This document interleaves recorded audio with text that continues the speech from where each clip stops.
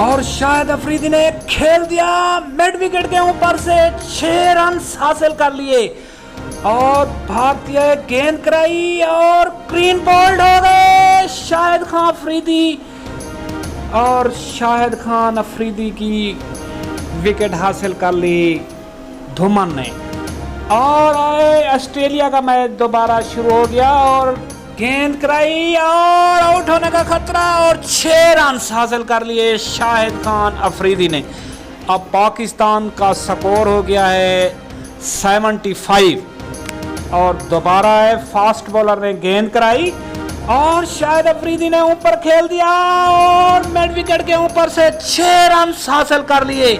शाहिद अफरीदी बड़ी अच्छी बैटिंग कर रहे हैं, ओपनिंग अच्छी कर रहे हैं क्योंकि दोबारा है और स्पिनर है और शाहिद अफरीदी को गेंद कराई और शाहिद अफरीदी ने 4 रन हासिल कर लिए। हमारे चैनल को सब्सक्राइब कीजिए फ्री में और मज़ीद आपको अच्छी वीडियो आप